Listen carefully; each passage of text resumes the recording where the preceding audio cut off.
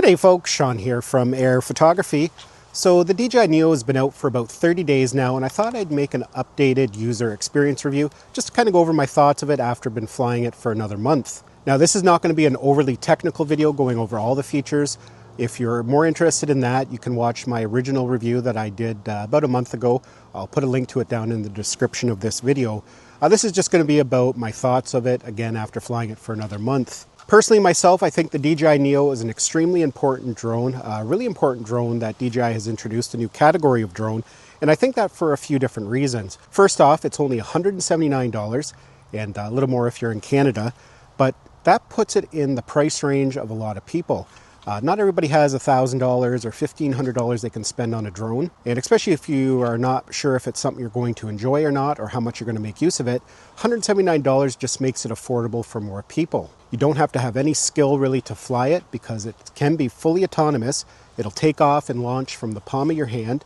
It'll do the perform task that you have set right on the drone, and then again it'll come back and land right in the palm of your hand. It's very easy to use, it's not intimidating, so that's going to open it up. It's going to open up the hobby to a lot more people. The really impressive thing about the Neo is that you can take it a step further. You can connect it to a traditional controller.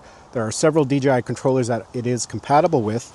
And then you can go ahead and fly it like a traditional drone. And then on top of that, you can go even further. You can connect it to some DJI goggles and an FPV controller. And now you've got a sub 250 gram drone that's easy to fly.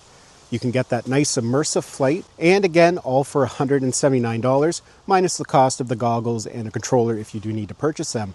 But the drone itself is just pretty incredible at that price. All those features and capabilities, all for $179. The other thing I really like about it is that it's extremely durable, and that can be really important for an autonomous drone or if you're going to be flying FPV, because these things are going to crash. You know, sometimes they are going to bump into a tree or a bush, and it needs to be able to deal with that type of impact.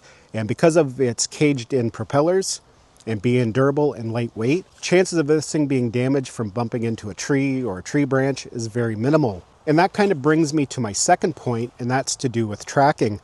Again, if you're going to be tracking in environments like this with a lot of trees and ghost branches, it can be very stressful using a higher end drone such as the Mini 4 Pro, the Air 3, or the Mavic 3, because they don't always do well in these types of environments with a lot of obstacles. First of all, the footage can be really jumpy because the obstacle avoidance is doing its job, staying away from obstacles, but as it's micro-correcting itself, you know, it can make the footage kind of bounce around a little bit and sometimes unusable. On top of that, the obstacle avoidance doesn't always see the littlest of obstacles. A small little thin branch is enough to take one of those drones down. So you always have that in the back of your mind, and sometimes you just don't feel comfortable flying in environments like this, and then you tend not to. You just tend not to use it. Whereas something like this can follow you through the thickest forest, and even if it hits a branch or a tree limb, most likely it's just going to push on through or bounce off and keep on going. Worst case, if it falls to the ground, again, it won't be damaged. You just pick it back up and put it up in the air again. So if you're a person who wants to do some tracking while you're on a bike or hiking through a forest, perhaps you have a social media channel dedicated to hiking, this is just a great tool to get those style of shots without having to worry about it. It's so quick and easy to deploy. It literally fits inside a pocket. You can pull it out, put it up, and then go ahead and put it back in when you're done. Like, it is just the easiest drone to deploy. And that kind of brings me to my third point, which is the ease of use and the portability. Sometimes when I'm out, I don't bring a drone with me because I don't always want to have a big bulky drone. Even something like the Mini 4 Pro or the Air 3, they're not overly big and bulky, but they still take up a lot of space in a backpack, and they can add some weight. And especially if you don't know if you're going to be using it, sometimes you just don't want the hassle, because then you have to bring along a controller, extra batteries, and you know, it just becomes kind of cumbersome sometimes. Whereas this, you can always have this in a bag, a shoulder bag, your pocket. You can even put the spare batteries in a pocket because they are so small. So you can always take this with you, whether you're going to use it or not. It's not going to be inconvenient. You're going to get more shots than maybe you normally would because you just don't always have a drone with you. So that's another aspect why I really like it. So in that aspect, it's not only versatile to the beginner person, the beginner drone pilot who doesn't want to spend a lot of money to start. Even for experienced pilots, people who own a lot of drones, this still can be a valuable tool because it can just be easily packed along with you when you don't plan on bringing a full-size drone.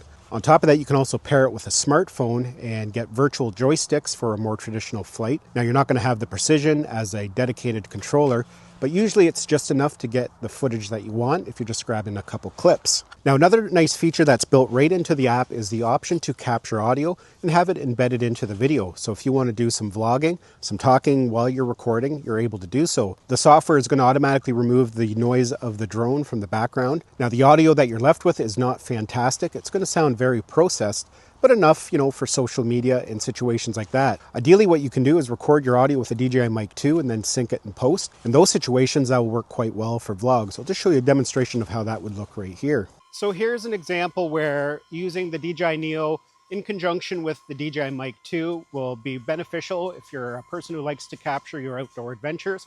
If you're a hiker, a vlogger, this is going to be a good way to get some interesting footage for your social media. Right now I'm filming on the DJI Neo. I'm using direction track, so it's going to be following me from the front, and I'm recording audio on the DJI Mic 2. The DJI Mic 2 has built-in noise cancellation, so it's going to help get rid of some of the unwanted noise, the drone noise from it flying so close out in front of us. And yeah, it's just a great way to utilize another tool in your kit when you're out creating for your social media channels.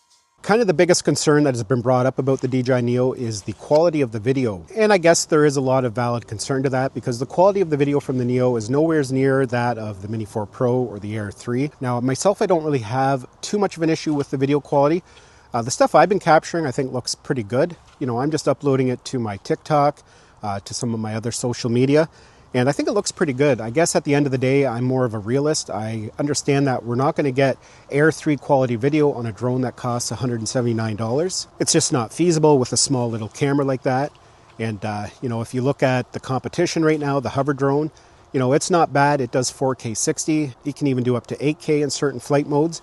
But if you look at the footage of it, it's not mind-blowing either. It's just when you get into these small little drones, small little cameras, there is some limitations to that. But generally, I've been actually pretty happy with the quality, and it works well for what I need to do. Now, if you're a person who's using a drone to capture cinematic footage, that's basically your primary focus, then something like this definitely is not going to be what you're looking for.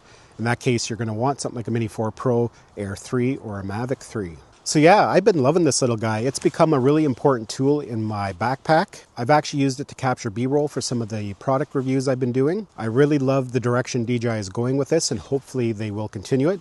This seems to be quite popular, so I'm pretty sure they will. It'll be really interesting to see what they do with this line down the road. So yeah, folks, just some thoughts on the DJI Neo after flying it for another 30 days. Hopefully you enjoyed this video and found it had value. Give it a thumbs up if you did. It's always greatly appreciated. Thanks a lot for watching, and we'll see you in the next one.